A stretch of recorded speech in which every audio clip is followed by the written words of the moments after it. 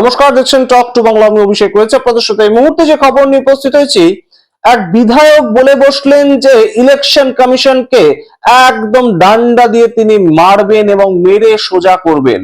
এই ধরনের ঘটনা ঘটেছে এবং একই দিনে 200 জন বিএলও, এক দুজন নয়, 200 জন বিএলও একসাথে সাময়িক ইস্তফা জমা দিয়েছে। বিভিন্ন প্রেক্ষিত উঠে এসেছে এই মুহূর্তে পশ্চিমবঙ্গে, এবং সেই প্রেক্ষিতগুলো কেন তৈরি হচ্ছে এবং কিসের ভিত্তিতে তৈরি হচ্ছে অবশ্যই গুরুত্বপূর্ণ প্রসঙ্গ। কিন্তু কোন রাজ্যে এই ধরনের ঘটনা তাকে আমরা কখনো সমর্থন করি না, এবং এই ধরনের বয়ান সেটা অবশ্যই কিন্তু সমর্থনযোগ্য নয়। এই বলেই আজকের এই ভিডিও আমরা শুরু করছি। মনিরুল ইসলাম, আপনারা জানেন, তৃণমূল কংগ্রেসের বিতর্কিত বিধায়ক। তিনি বিভিন্ন সময় বিভিন্ন ধরনের বক্তব্য রাখেন, যেটা বেশ খানিকটা উত্তেজিত করে ফেলে মানুষকে। সেই ধরনের বক্তব্য তিনি রেখে ফেলেন, এবং এই মুহূর্তে তিনি যে বক্তব্যটা রেখেছেন সেটা হচ্ছে লাঠি দিয়ে চিকিৎসা করবেন তিনি।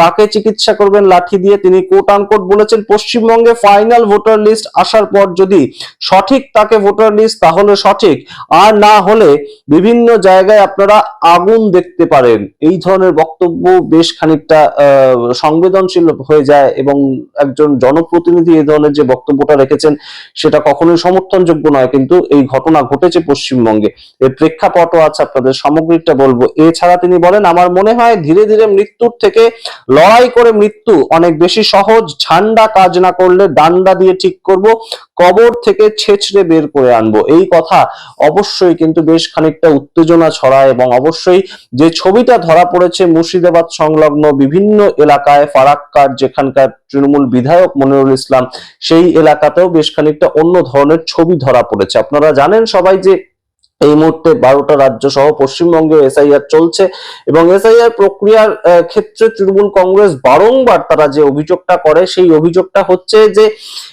এসআইআর এর বিজেপি বিরোধী ভোট, বিজেপি বিরোধী যে তৃণমূল কংগ্রেসের ভোট, সেগুলোকে একদম চিহ্নিত করে ইলেকশন কমিশন অফ ইন্ডিয়া তাদের আধিকারিকেরা তারা বাদ দিচ্ছে।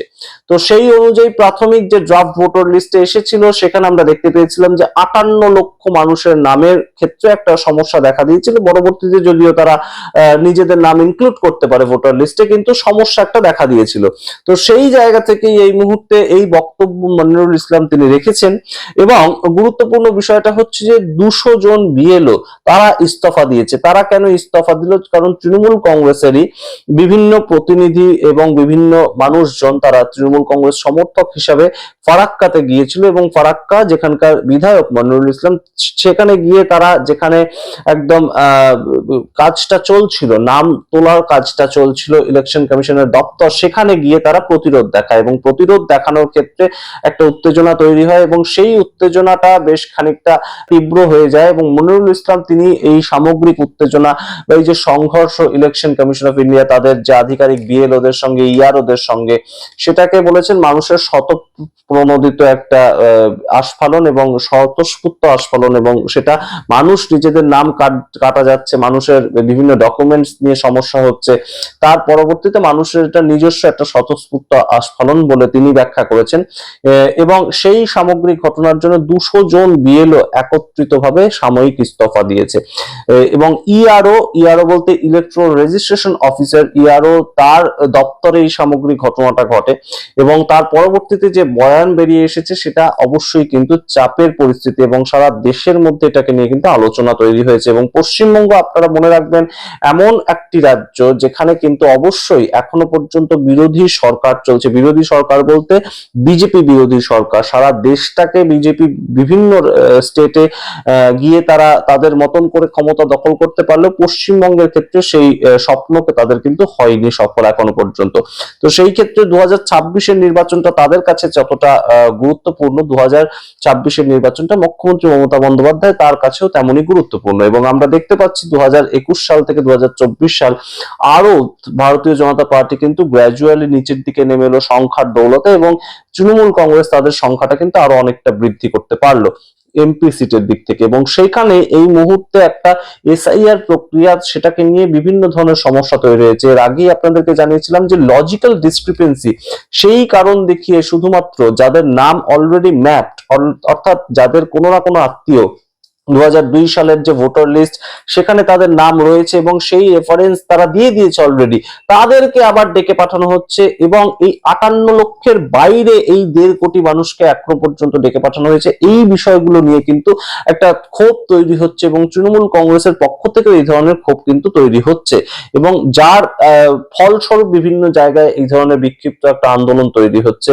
তবে এই ডান্ডা দিয়ে চিকিৎসা করব এই ধরনের কথা অবশ্যই কিন্তু বেশ খানিকটা নজিরবিহীন, এবং মনিরুল ইসলাম এই ধরনের কথা বলার জন্য তিনি বিভিন্ন সময় তাকে আমরা পরিচিতি তার পেয়েছি, কিন্তু এই মুহূর্তে তৃণমূল কংগ্রেসের মূল যেটা বক্তব্য যে সাধারণ মানুষ এতটা হয়রানের শিকার হচ্ছেন এবং সেই হয়রানিটা গত 1.5 মাস ধরে চলছে এবং এখন যা খবর পাওয়া যাচ্ছে আগামী 14ই ফেব্রুয়ারি একদম ফাইনাল ভোটার লিস্ট পশ্চিমবঙ্গের ক্ষেত্রে বের করার কথা ছিল, কিন্তু সেই ডেট এখন পেছনো হতে পারে এবং সেই ডেট পিছিয়ে 19শে ফেব্রুয়ারি করা হতে পারে, তেমনই কিন্তু একটা খবর। এবং তার সঙ্গে আপনাদেরকে জানিয়ে রাখি যে তৃণমূল কংগ্রেস নেত্রী মমতা বন্দ্যোপাধ্যায় কিন্তু বারংবার একাধিক চিঠি তিনি পাঠিয়েছেন জ্ঞানেশ কুমারকে উদ্দেশ্য করে। কখনো তার বক্তব্য ছিল যে বিএলওরা অসুবিধায় পড়ছে, বিএলওরা এত কাজের চাপ নিতে পারছে না, অসুস্থ হয়ে পড়ছে এবং সুইসাইড পর্যন্ত করেছে বিভিন্ন জায়গার বিএলও, তার মধ্যে পশ্চিমবঙ্গে বেশ কিছু বিএলও সুইসাইডের ঘটনা উঠে এসেছে।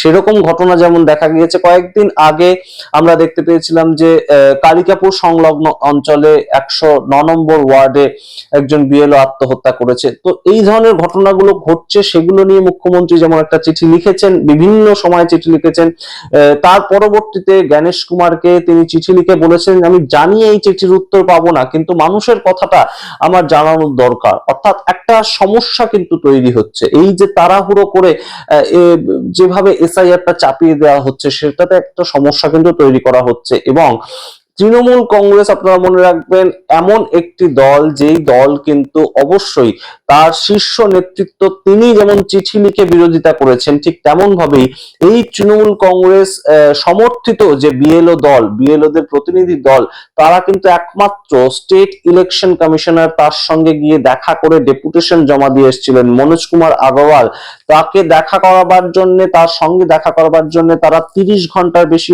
আন্দোলন করেছিলেন, যে আন্দোলনটা হয়েছিল একদম কিন্তু স্টেট ইলেকশন কমিশন তার দপ্তরের বাইরে, এবং সেখানে একদম কম্বল পেতে বিএলওরা 4 জন বিএলও তারা গিয়েছিলেন এবং মোস্টলি যেটা খবর একদম তৃণমূল কংগ্রেস সমর্থিত তারা বিএলও। তো সেই জায়গা থেকে তারা গিয়েছিলেন, তারা একদম সরাসরি অভিযোগ তাদের যেটা সেটা জমা দিয়েছিলেন এবং সেইভাবে প্রতিরোধ যেটা তুলে ধরা সেটাও কিন্তু এই পশ্চিমবঙ্গের ক্ষেত্রেই হয়েছে, সেটা অন্যান্য বিভিন্ন রাজ্যের ক্ষেত্রে এতটা কিন্তু কোনো বিরোধী দলই তেমন প্রতিবাদ করতে পারেনি, সেটা কংগ্রেস কিংবা আরজেডি যে কোনো দলের কথাই আমরা বলছি। তারা প্রতিবাদ করেছে, তারা প্রতিবাদে সামিল হয়েছে, সুপ্রিম কোর্টে গিয়েছে, কিন্তু তৃণমূল কংগ্রেস একসাথে রাস্তায় নেমে প্রতিবাদ করছে, তৃণমূল কংগ্রেস একসাথে সুপ্রিম কোর্টে গিয়ে প্রতিবাদ করছে, তৃণমূল কংগ্রেস একই সাথে আমরা দেখতে পেয়েছি জ্ঞানেশ কুমারকে চিঠি লিখেছেন মুখ্যমন্ত্রী মমতা বন্দ্যোপাধ্যায় একাধিকবার, এবং অভিষেক বন্দ্যোপাধ্যায় যিনি দলের একদম সর্বোচ্চ নেতৃত্ব, সেকেন্ড ইন কমান্ড এই মুহূর্তে, তিনি কি করেছেন, তিনি 31শে ডিসেম্বর 2025 সালে গিয়ে একদম জ্ঞানেশ কুমারের দপ্তরে তার 10 জন সাংসদদের নিয়ে গিয়েছিলেন এবং সেখানে তিনি তার কথাগুলো বলে এসেছেন, এবং যেখানে তিনি বাইরে এসে বিবরণ দিয়েছিলেন যে জ্ঞানেশ কুমার আমার দিকে আঙ্গুল তুলেছিল এবং তখন আমি তাকে একদম হুঁশিয়ারি দিয়ে বলেছিলাম যে you are selected but I am elected, অর্থাৎ আপনাকে সিলেক্ট করে বসিয়ে দেওয়া হয়েছে, আপনার কোনো কৃতিত্ব নেই আপনি যে পদে বসে আছেন, কিন্তু আমি যে পদে বসে আছি তাতে আমাকে অবশ্যই মানুষ ইলেক্ট করেছে। এবং সেই কথাগুলোর মাধ্যমে তৃণমূল কংগ্রেস কিন্তু প্রতিবাদ তৈরি করছে এই এসআইআর এর বিরুদ্ধে প্রথম থেকে, এবং 4 নভেম্বর যবে থেকে শুরু হয়েছিল এসআইআর সেই দিনই তৃণমূল কংগ্রেস মুখ্যমন্ত্রী মমতা বন্দ্যোপাধ্যায় রাস্তায় নেমেছিলেন, তারপরেও একাধিকবার তিনি নেমেছেন। কিন্তু এবার যে ঘটনাটা ঘটলো, মনিরুল ইসলাম যে কথাটা বললেন সেটা সমর্থনযোগ্য নয় বটে, তার সঙ্গে একটা গুরুত্বপূর্ণ ফ্যাক্টর উঠে আসছে যে তৃণমূল কংগ্রেস তারা কিন্তু এই সামগ্রিক এসআইআর প্রক্রিয়াটা খুব একটা সুবিধে বোধ করছে না। এই সামগ্রিক এসআইআর এর পরবর্তীতে যদি কোনো বিরোধী রাজ্যে প্রথম ভোট হয় সেটা কিন্তু পশ্চিমবঙ্গ, তো এসআইআর এর প্রভাব কতটা ঠিক পড়বে ভোটে সেটাও দেখার বিষয়, কারণ বিজেপি একদম ঘাড়ের কাছে এসে নিঃশ্বাস ফেলছে। ভোট পার্সেন্টেজের দিক থেকে বিজেপি 2019 হোক, 2021 হোক, 2024 হোক, প্রত্যেকটা নির্বাচনে কিন্তু 39% ভোট পেয়েছে এবং তৃণমূল কংগ্রেস সেখানে 45%, সুতরাং তফাৎটা কিন্তু 6% ভোটের। তো এসআইআর এর পরবর্তীতে এই 6% ডিফারেন্সটা কি মিটে যাবে, এই প্রশ্ন এই মুহূর্তে ওঠে। আপনারা কি মনে করেন অবশ্যই কমেন্ট বক্সে কমেন্ট করুন। দেখতে থাকুন টক টু বাংলা, অবশ্যই টক টু বাংলা ইউটিউব চ্যানেলটিকে সাবস্ক্রাইব করে দিন। ধন্যবাদ।